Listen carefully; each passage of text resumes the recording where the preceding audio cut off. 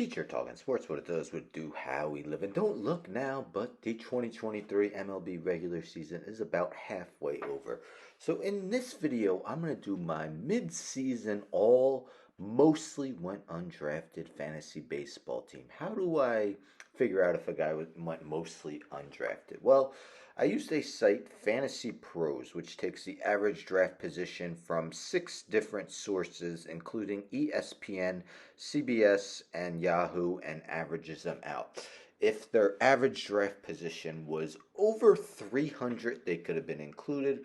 Why 300? Because in a 25 round, 12-person draft, 300 guys are drafted. So in this, I will have a catcher, first baseman, second baseman, shortstop, third baseman, 3 outfielders, 5 starting pitchers, and a relief pitcher. I tried to keep the players at the position they mostly have played at this season, as numerous guys could have been available at a few different positions. But let's get into it. When I do outfielders, starting pitchers, I'll have them in alphabetical order by last name. So catcher, let's go Elias Diaz. Let me start by saying Jonah Heim just missed out on being eligible. His average draft position something like 292nd.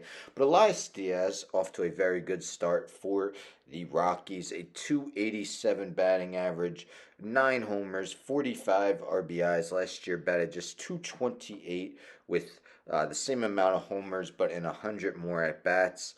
The 2021, he did hit 18 homers, but batted just 246. So his batting average has definitely gone up quite a bit from what it has in the past. And for much of the season, he was batting around 300. It's dropped a little bit, but still, that's an elite batting average, especially from the catcher position. First base, let's go with Spencer Steer. Steer appeared in 28 games for the Reds last season. Didn't show much. 211 batting average with 2 homers in 95 at-bats. With Joey Votto out much of this season, he's been mostly playing first base, and he's been quite the surprise, batting 279, 12 homers, 46 RBIs, and where he really helps is providing 9 stolen bases this season from the first base position. Second base, I could have went Geraldo Perdomo.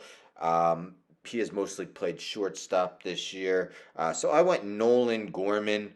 Gorman's average isn't nothing too impressive, just 235, but he has 15 home runs and 47 RBIs on the season. So outside chance at a 3,100 season.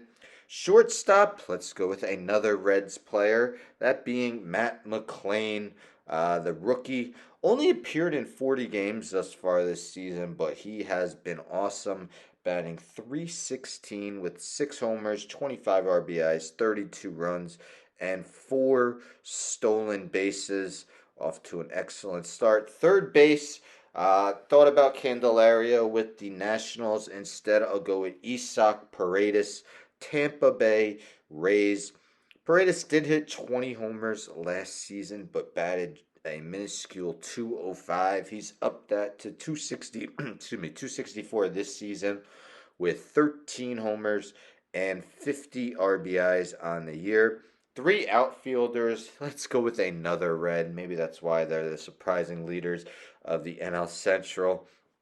So many Reds on here, but Jake Fraley, off to a great start for the Reds. Even though he was on the injured list not too long ago, he's come off and he's banged 272 with 11 homers, 49 RBIs, and 12 stolen bases in a similar amount of bats last year, 14 more at bats than he currently has. He had just 28 RBIs and 4 stolen bases while banged 259. So Jake Fraley has been quite the surprise for the Reds. Let's go Josh Lau of the Tampa Bay Rays next. Lau played in 52 games last year, but batted just 221.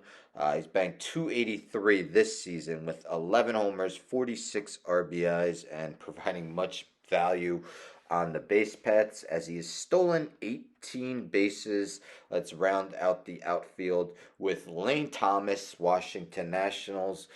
Maybe a guy that someone looks to get in the trade deadline. As Lane Thomas has been awesome for a not so good Nationals team, batting 298 with 14 homers, 43 RBIs, and 56 runs scored.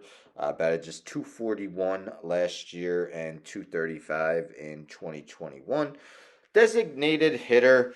Um, Thought about not including designated hitter, but could have put this guy as an outfielder, but it was hard to leave any of them off. So Jorge Soler, who has mostly been a DH this season, 21 homers, so amongst the major league leaders, also driven in 46 runs and scored 43 as well. Was a very disappointing first season for Soler with the Marlins last season as he batted just 207 with 13 homers. Let's go to the starting pitchers and let's start with Zach Eflin, who actually received the largest contract ever in free agency for by the Tampa Bay Rays. 3 years, $40 million. Off to a good start with Tampa Bay. 9 wins, 3.29 ERA in 15 starts. Slightly more than a K a inning, 91 Ks in 90 and a third innings, and a 1.03 WHIP.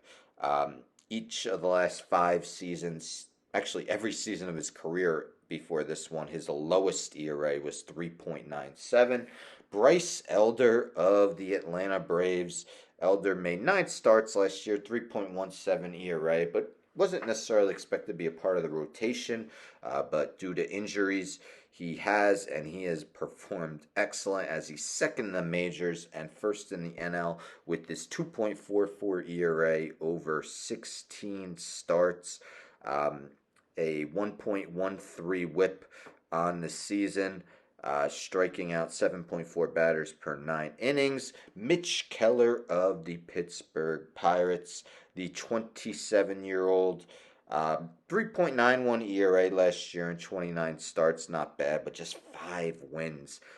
This season, 9 wins in 17 starts, 118 strikeouts in 105 innings, and 10.1 strikeouts per 9 after 7.8 in 2022 and 8.2 in 2021.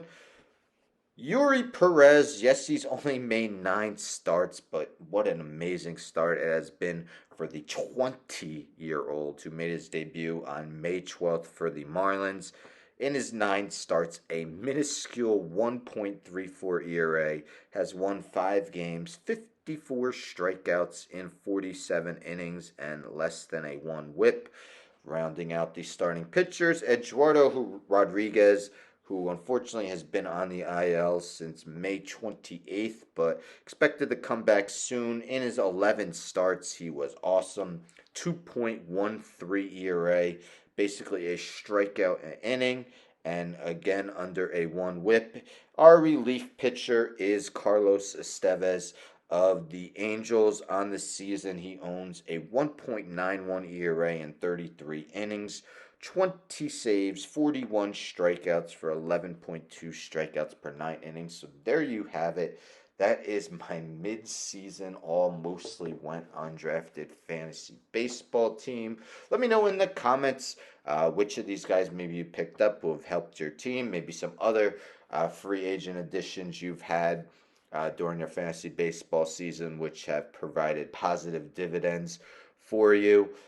Numerous guys I could have included, even for starting pitchers, like a Bailey Ober of the Twins. Bunch of guys I could have included here as well. But plan on doing this as well at the end of the season. Probably end of the season, I'll do a all disappointing fantasy team as well. But let's keep it positive at the mid-season. But anyhow, don't forget to subscribe. Tell a friend to tell a friend to tell a friend to subscribe. Like the video, share the video, hit the bell for notifications. I'm out.